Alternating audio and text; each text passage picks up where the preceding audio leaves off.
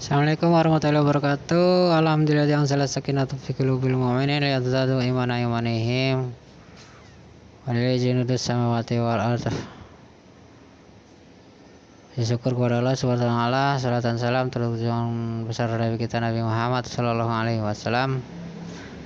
Ini kita akan membacakan slide atau PowerPoint yang dibuat oleh guru kita Profesor Dr. Honoris Causa Rahmat Nur Salim. Beliau menulis judulnya Mutiara Islam Kedokteran Nabi Sallallahu Alaihi Wasallam. Didahului dengan Rasulullah adalah sang dokter terbaik dari semua dokter yang ada di dunia ini, dari semua dokter yang ada yang pernah hidup di dunia ini, maka Rasulullah SAW adalah dokter yang terbaik, paling sempurna, manusia yang sempurna dari sisi kesehatan jasmani dan rohani. Rasulullah SAW adalah seorang uswatun hasanah dari semua aspek, termasuk aspek kesehatan. Rasulullah adalah manusia yang paling sehat dan hanya mengalami sakit 2 kali sepanjang hayat beliau sallallahu alaihi wasallam. Sakit ketika diracun. Rasulullah adalah manusia yang tidak pernah minum obatan sintetik, tapi umurnya panjang, sehat. Ya, lanjut. Bahkan di umur 60, 59, 60, 58 masih melaksanakan atau menjalankan perang Tabuk dan sebagainya. Rasulullah tidak pernah pergi berobat, beliau hanya menjalani bekam, nggak pernah ke para pengobat Rasulullah itu. Jadi konsep pengobatan di dunia ini ada 3. Pengobatan konvensional yang hari ini marak, berdirinya rumah sakit, yang dimana itu adalah rekayasa atau buatan manusia dari kecanggihan mereka berpikir, yang sesungguhnya itu juga adalah atas ila biidnillah, kecuali dengan izin Allah. Yang kedua adalah konsep pengobatan alami, yaitu interaksi antara manusia dengan alam, ya, TCM, traditional Chinese medicine, olah nafas, dan seterusnya. Terus kemudian pengobatan Nabi SAW itu adalah skenario mutlak dari Allah Subhanahu wa taala tentang bagaimana hidup sehat. Maka Allah memberikan contoh bagaimana hidup sehat itu ada pada diri Nabi Muhammad SAW. Laqad kana Rasulullah fi uswatun hasanah. Di dalam diri Rasulullah itu ada contoh yang baik. Dan rahasia hidup sehat Rasulullah terletak pada yang pertama adalah pola hidupnya Nabi SAW, pola makannya beliau, dan sikap hidup beliau menyikapi segala sesuatu. Contohnya tersenyum. Nabi itu sering tersenyum, bahkan beliau suka bercanda. Setelah diteliti bahwa hanya dengan 1 menit tertawa Anda memperoleh manfaat sama dengan 45 menit berolahraga, mengeluarkan keringat.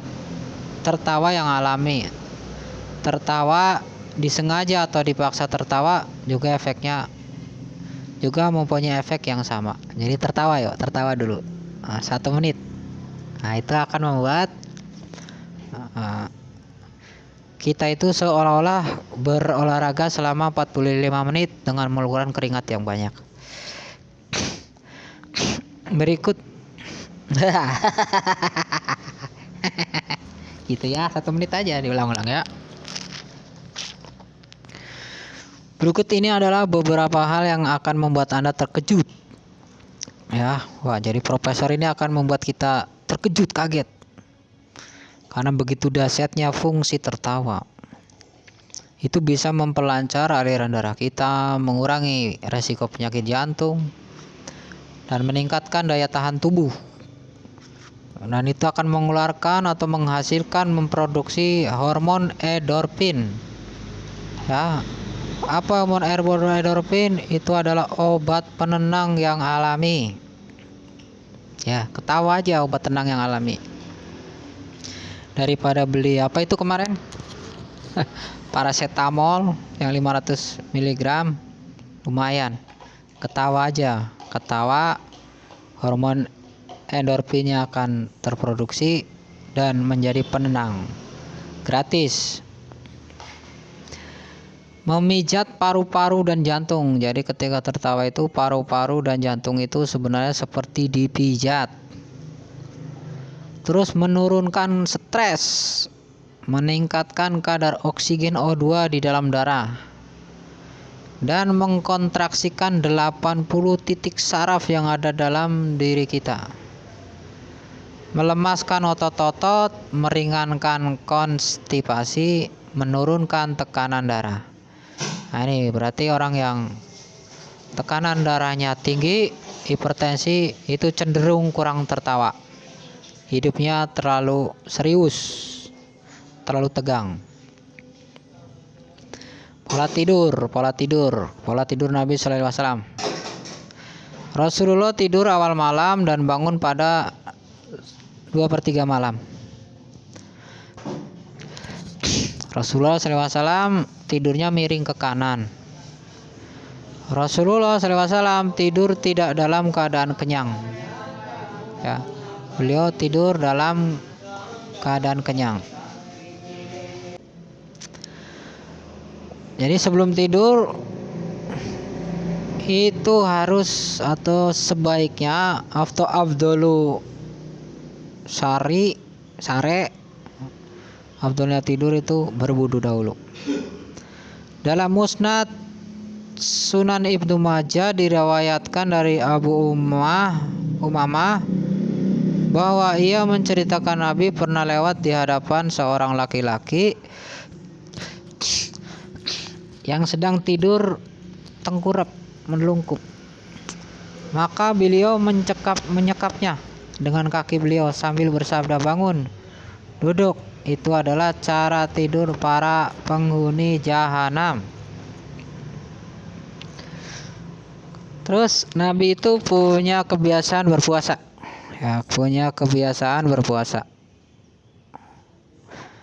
Di dalam surat Al-Baqarah ayat 118, ini kurang lebihnya bunyinya,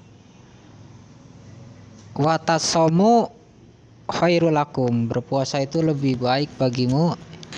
In kuntum ta'lamun, jika kamu itu mengetahui. Kemudian hadis riwayat Ibnu Sunni dari Abu Nuaim. Berpuasalah niscaya kamu sehat. Ya. Hadis riwayat Tabrani. Berperanglah niscaya kamu mendapat keuntungan, ghanimah, atau berpuasalah niscaya kamu sehat. Berpergilah, ya, niscaya kamu mendapat kekayaan. Ya, pergi keluar rumah nyari uang biar kaya.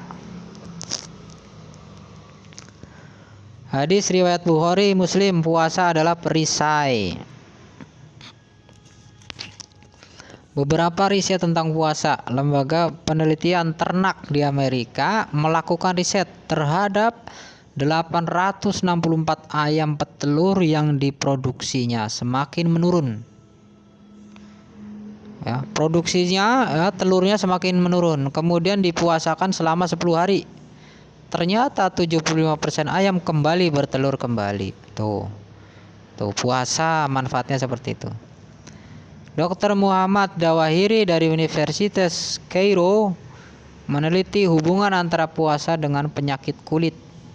Ternyata daya tahan kulit terhadap penyakit jauh lebih kuat dan kulit semakin cerah. Vladimir Nikitin meneliti tikus putih yang dipuasakan ternyata umurnya mencapai 4 tahun.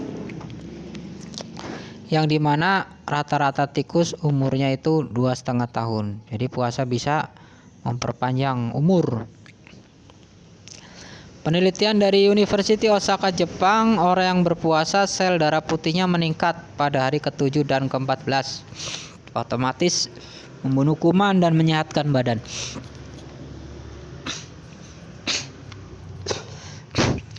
Penelitian di Amerika, tikus putih disuntikan sel kanker. Ternyata tikus yang dipuasakan sel kankernya tidak berkembang, mati. Di Osaka, Jepang,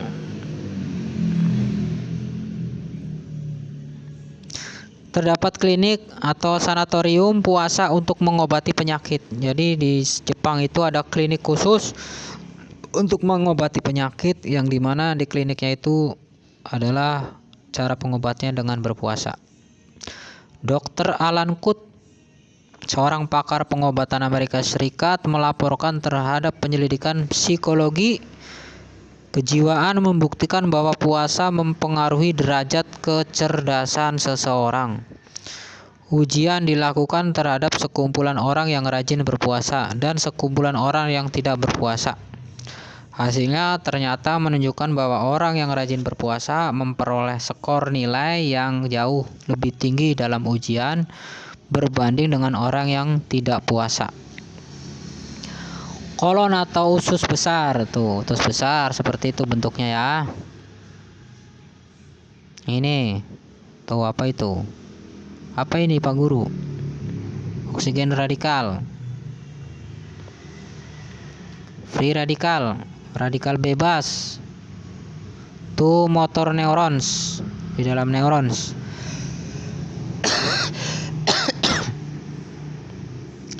Makan dan minum. Seorang tabib diutus oleh Raja Mesir kepada Rasulullah SAW sebagai ungkapan solidaritas sosial. Raja Mesir mengutus seorang tabib kepada Nabi di Madinah. Namun penduduk Madinah tidak ada seorang pun yang berobat, dan akhirnya pulang. Nah, tabib itu pulang, nggak ada yang berobat. Kemudian tabib itu bertanya kepada Rasulullah, apa rahasianya? Kami adalah kaum yang tidak makan sehingga merasa lapar, dan bila makan kami tidak sampai kenyang. Tuh. Jadi untuk menjaga kesehatan salah satunya adalah makanlah kamu sebelum lapar, berhentilah sebelum kenyang. Tempat paling jelek yang diisi oleh manusia adalah perutnya. Cukup baginya makan beberapa suapan untuk menegakkan tulang punggung. Jika tidak dapat, maka sepertiga untuk makan, sepertiga untuk minum, dan sepertiganya untuk nafas. Gigi orang dewasa. Gigi orang dewasa seperti itu tuh. Hindarilah perut yang kenyang karena dapat merusak agama, merusak din, menimbulkan penyakit, dan membuat malas dalam beribadah. Hancurkan makananmu dengan zikir dan sholat, serta jangan tidur setelah makan, maka hatimu menjadi keras. Dengan berzikir, makanan itu akan hancur sehancur-hancurnya, penyakitnya yang ada pada makanan itu. Dan dengan sholat,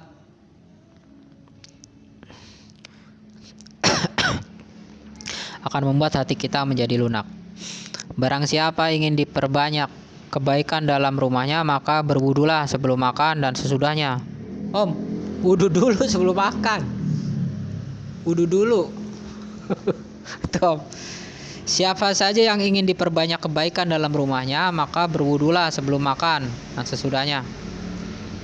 Apabila kalian minum, janganlah bernafas dalam tempat air minum. Jika berada dalam kamar kecil, janganlah memegang kemaluan dengan tangan kanan. Dan jangan membersihkannya dengan tangan kanan. Jangan minum dengan sekali nafas seperti minum onta, tetapi minumlah 2 atau 3 kali. Ucapkanlah basmalah jika kalian minum, dan bacalah hamdalah jika kalian selesai minum. Ibnu Abbas berkata, Rasulullah melarang meniup makanan dan minuman. Sempurnakanlah wudhu, ratakanlah air di antara jari jemari, dan bersungguh-sungguhlah dalam istinsak. kecuali kamu berpuasa. Penelitian di University Alexandria oleh Dr. Mustafa Satah, dekan Fakultas THT, meneliti bahwa jumlah kuman pada orang yang berwudu lebih sedikit daripada orang yang tidak berwudu. Jadi wudu itu ternyata membuang kuman. Dan berinstisak dapat mencegah timbulnya penyakit hidung. Ya, disempurnakan istiknya, ya disedot airnya ke hidung sampai pedih. Bersiwak.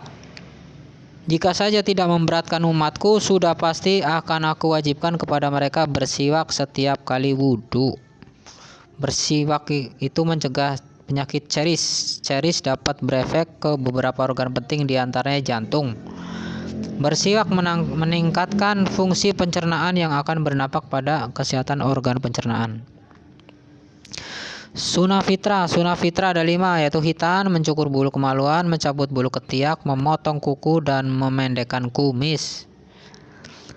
Parasit Sarcoptes Scabei senang hidup di bulu kemaluan. Wih, di bulu kemaluan ada parasit. Kuman banyak berserang di daerah kuku yang kotor. Kebersihan lingkungan. Allah itu bagus dan mencintai hal-hal yang bagus, bersih dan mencintai hal-hal yang bersih, pemurah dan menyukai orang yang pemurah, dermawan dan mencintai orang yang dermawan. Bersihkan halaman-halaman kalian dan jangan menyerupai orang-orang Yahudi. Astagfirullahaladzim.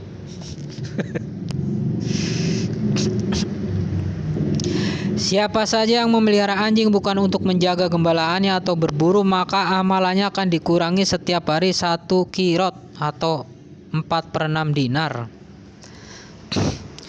Banyak caci yang terdapat pada anjing, di antara cacing pita dari jenis Diabel cuninam yang menyebabkan kerusakan organ pencernaan, pankreas, kantong empedu, hati, dan prostat. Cacing millet bisip yang menyebabkan radang selaput otak. Tuh kan ngeri tuh. Cacing Taenia akinok yang dapat menyebabkan kerusakan hati, tulang belakang, dan ginjal. Virus rabies. Olahraga. Segala sesuatu selain zikir kepada Allah adalah sia-sia kecuali 4 perkara. Berjalannya seorang hamba antara 2 tujuan, melatih kudanya, mencumbu istrinya, dan belajar berenang. Rasulullah melakukan olahraga lari dan gulat. Nabi Muhammad suka gulat. MMA, UFC, Khabib Nurmagomedov.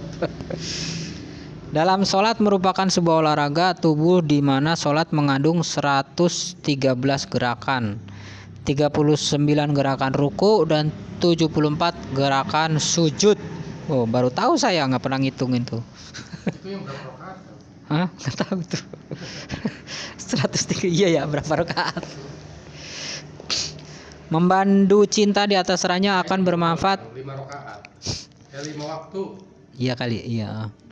Memandu cinta di atas ranjang akan bermanfaat memperbaiki kinerja jantung dan paru-paru, karena ketika suami atau istri mengalami orgasme, detak jantung akan meningkat menjadi 150 denyutan per menit. Jadi ibaratnya sedang berolahraga.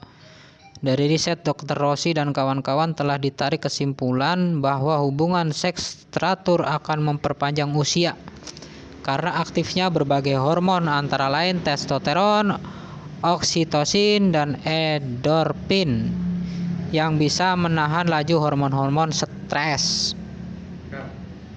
Selain di sini titik endorfin apa mana lagi kan? Bab air. Dan kami ciptakan dari air segala sesuatu yang hidup. Ternyata air bisa mendengar kata-kata, bisa membaca tulisan, dan bisa mengerti pesan. Dalam bukunya The Hidden Message in Water, Dr. Masaru Emoto menguraikan bahwa air bersifat bisa merekam pesan seperti pita magnetit atau compact disc. Ya, jadi air bisa pesan. Tubuh manusia memang 75% terdiri atas air. Otak 74,5% air, darah 82% air, Tulang yang keras pun mengandung 22% air, dan air putih galon di rumah bisa setiap hari didoakan dengan khusyuk kepada Allah agar anak yang meminumnya atau kita yang meminumnya menjadi anak dan orang yang soleh, Pikiran itu kan. sehat dan cerdas. Karena air itu setelah dalam penelitian itu dalam bukunya Hidden Magic Inventor, ternyata air itu sifatnya bisa merekam pesan, dan hadisnya gitu. Dan kami jadikan ciptakan air segala sesuatu kehidupan. Sehat, cerdas, dan agar suami yang minum tetap setia atau istri yang minum agar setia. Air tadi akan berproses di tubuh meneruskan pesan kepada air di otak dan pembuluh darah dan di tulang. Seperti itu. Rasulullah SAW bersabda, air zam-zam akan melaksanakan pesan dan niat yang meminumnya. Tuh, tambah yakin kan? Siapa saja yang minum supaya kenyang, dia akan kenyang. Siapa yang minum untuk menyembuhkan sakit, dia akan sembuh dengan air zam-zam itu. Itu Nabi SAW yang berkata, Masya Allah, pantaslah air zam-zam begitu berkhasiat karena dia menyimpan pesan doa jutaan manusia selama ribuan tahun sejak Nabi Ibrahim alaihissalam. Nah, ini gambar air biasa. Ini air zam-zam seperti kristal. Gunakanlah selalu dua macam obat, yaitu Al-Quran dan madu. Al-Quran dan madu. Al-Quran dibacakan di kuping, pendengaran, mata, hati, dan di air. Madu diminum dan juga di ruqyah. Rumah yang tidak ada kurmanya seperti rumah yang tidak ada makanannya. Tidak akan kelaparan orang yang di rumahnya ada kurma. Hendaklah kalian mengkonsumsi jinten hitam, karena jinten hitam atau batu soda itu ya mengandung obat untuk segala penyakit kecuali kematian. Hadis Nabi SAW, makanlah bawang putih dan berobatlah dengannya karena di dalamnya terkandung obat untuk 70 penyakit. Bawang putih itu coy. Ini disebutkan oleh Imam Asyuyuti dalam Jami'ul Jawawi, dan Ad-Dailami menyebutkan dari riwayatnya Ali radhiyallahu an. Penelitian madu. Dari hasil penelitian Y. Widodo tahun 2001, penelitiannya di Pusat Penelitian dan Pengembangan Gizi Bogor, ditemukan hasil bahwa pemberian madu secara teratur setiap harinya dapat menurunkan tingkat morbiditas panas dan pilek sekaligus memperbaiki nafsu makan pada balita. Penelitian ini dilakukan pada balita pasien klinik gizi Puslitbang Gizi yang menderita kurang energi protein akibat krisis moneter. Jadi waktu krisis moneter ya. Sampel penelitiannya sendiri terdiri dari 51 balita usia 13 sampai 16 bulan. Setahun. Dari penelitian Peter C. Mohan tahun 92, penelitian di Department of Biological Science University of Waikato, Hamiloto, New Zealand dibuktikan bahwa madu mengandung zat antibiotik yang aktif melawan serangan berbagai patogen penyebab penyakit.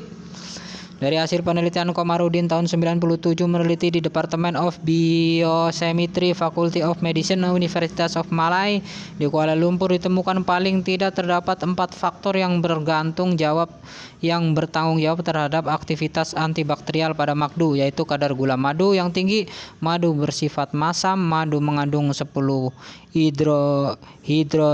hidrokidense 2 oik acid, madu mengandung hidrogen peroksida H2O2.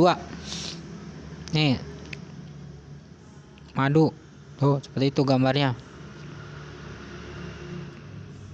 Penelitian jinten hitam pada tahun 86, Dr. Andes LKD dan Kandil memimpin sebuah studi dengan beberapa relawan untuk menguji aktivitas black seed sebagai peningkatan sistem kekebalan tubuh alamiah. Kelompok relawan pertama mengkonsumsi kapsul black seed 2 kali sehari 1 gram selama 4 pekan, dan kelompok kedua diberikan placebo sebelum dan sesudah pemakaian selama 4 pekan. Para relawan itu dihitung jumlah lipositnya. Setelah 4 pekan, relawan yang mengkonsumsi black seed mengalami peningkatan 72% dan menekan rasio T sel yang berfungsi sebagai pembunuh sel secara alamiah. Hasil ini diperkuat dengan studi yang dipublikasikan dalam Saudi Pharmaceutical Journal tahun 93 oleh Dr. Basil Ali dan rekan-rekannya dalam Challenge of Medicine King Faisal University. Pada bidang penelitian AIDS, tes dilakukan oleh Dr. Haq pada relawan di Departemen Biologi dan Pusat Penelitian Medis di Riyadh, Saudi Arabia tahun 97, menunjukkan bahwa black seed meningkatkan rasio antara T-sel positif dengan negatif menjadi 55% dengan 30% aktivitas pembunuh sel alamiah. Pada tahun 60, ilmuwan Bart Eldin dan Mahfud menemukan bahwa dimer dismoquinone diisolasi dari minyak volatil black seed dengan nama Nigelon dan dipakai melalui mulut untuk beberapa pasien yang menderita asma bronkitis yang ternyata mengurangi gejala pada sebagian besar pasien. Jadi untuk mengurangi asma bronkitis. Hasil penelitian selanjutnya adalah kristalin nigelin diberikan kepada anak-anak dan orang dewasa dalam penyembuhan asma bronkitis dan hasilnya efektif dan tanpa efek samping. Ternyata obat asma adalah jinten hitam. Pada tahun 93, Nirman Chakravorty MD memimpin sebuah studi untuk mengetahui apakah hambatan ini merupakan pengaruh supresi dari kristalin nigelin yang terdapat pada jintan hitam pada histamin. Studinya menunjukkan kristalin nigelin sebagai penghambat pada histamin. Hipotesanya ternyata benar. Hipotesa itu adalah penelitian ya. Penelitian yang perlu diteliti lagi.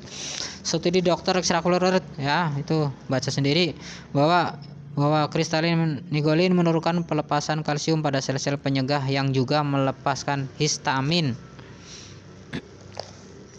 Studi tentang potensi black seed terhadap antitumor dilakukan oleh Pusat Penelitian Amala Research Center di Amaranagar, Kerala, India pada tahun 91 mengacu pada pendapat Dr. Chakravorty untuk memanfaatkan black seed dalam pengobatan kanker. Menggunakan asam lemak derivan dari black seed. Studi dengan menggunakan tikus Swiss albino menunjukkan bahwa unsur aktif ini menghambat perkembangan jumlah sel kanker yang disebut dalam itu ya, baca sendiri. Tikus yang mendapatkan sel namanya susah-susah coy. Tikus yang mendapatkan sel dari black seed menunjukkan keadaan yang normal tanpa adanya tumor, menunjukkan bahwa secara aktif 100% mencegah perkembangan tumor EAC. Pada tahun 89 dibuat laporan dalam Pakistan Jurnal Farmasi tentang manfaat anti jamur dari minyak volatil dari black seed. Pada tahun 92, para peneliti di Departemen Farmasi University of Dhaka, Bangladesh memimpin sebuah studi aktivitas antibakterial minyak volatil black seed dengan 5 macam antibiotik yaitu ampicillin, tetracycline, cotrimol, baca sendiri itu ya. Black seed terbukti paling efektif ya. Ternyata jintan hitam paling efektif dibanding obat-obat yang itu tuh, ciltimoxolon, gentamicin. Termasuk bakteri yang dikenal sangat kuat dan daya tahannya terhadap obat-obatan seperti V. cholera, E. coli, bakteri yang bisa ditemukan pada daging yang tidak terlalu matang dan Shigella species itu. Di awal tahun 60, Profesor Ed Dakanani melaporkan bahwa minyak black seed memiliki kemampuan meredakan radang dan sangat berguna untuk mengobati radang sendi. Untuk radang sendi. Pada tahun 95 ya diadakan juga penelitian bahwa di London memutuskan untuk melakukan sebuah aktivitas minyak nigelin celebrated sebagai obat radang. Hasil studi mereka menemukan bahwa minyak ini menghambat pertumbuhan dan menunjukkan aktivitas sel antioksidan. Tahun 79 menunjukkan bahwa minyak ini meningkatkan kadar susu bagi ibu menyusui. Sumber literatur banyak banget pokoknya udah sesuai dengan hadis Nabi SAW, tanpa alat, tanpa apapun Nabi sudah tahu bisa menyembuhkan berbagai penyakit kecuali kematian. Penelitian kurma amat berguna untuk mengatur usus, sedangkan emulsifikat praktis mampu menyerap banyak air dalam usus sehingga memberi bentuk dari sisa makanan yang akan keluar. Kandungan zat dalam kurma sangat membantu kontraksi rahim dan menambah kekuatan dorongan untuk melahirkan. Dan zat ini serupa dengan hormon oksitosin yang dapat menstabilkan kelenjar pituitari, kelenjar di bawah otak. Kurma mengandung zat gizi penting bagi fungsi tubuh, terutama pada jantung dan pembuluh darah, yaitu kalium. Fungsi mineral ini membuat denyut jantung makin teratur, mengaktifkan kontraksi otot, serta membantu mengatur tekanan darah. Itulah sebabnya kurma menjadi istimewa. Apalagi beberapa penelitian membuktikan makanan tinggi kalium dapat menurunkan resiko serangan stroke. Jadi kurma itu bisa untuk menghindari serangan stroke. Ya itu ya, baca sendiri ya. Menghilangkan rasa sakit dan demam, mencegah pembekuan darah, antiinflamasi, menurunkan tekanan darah.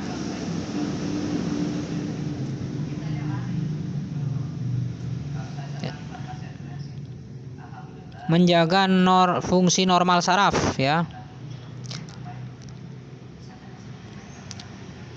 Di antara mereka konsumsi kaliumnya paling rendah. Harapan meninggal akibat stroke 26 kali, pria 4,8 kali, wanita. Para peneliti menyimpulkan dengan hanya makan 1 porsi ekstra makanan kaya kalium, minuman 400 mg setiap hari, maka resiko fatal bisa diturunkan sampai 40%. Makan kurma sekitar 65 gram saja atau setara dengan 5 butir kurma.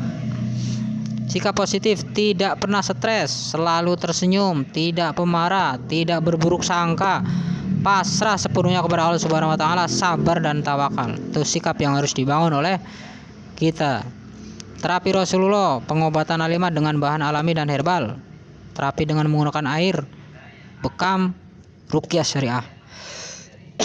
Sekian dan terima kasih. Wassalamualaikum warahmatullahi wabarakatuh.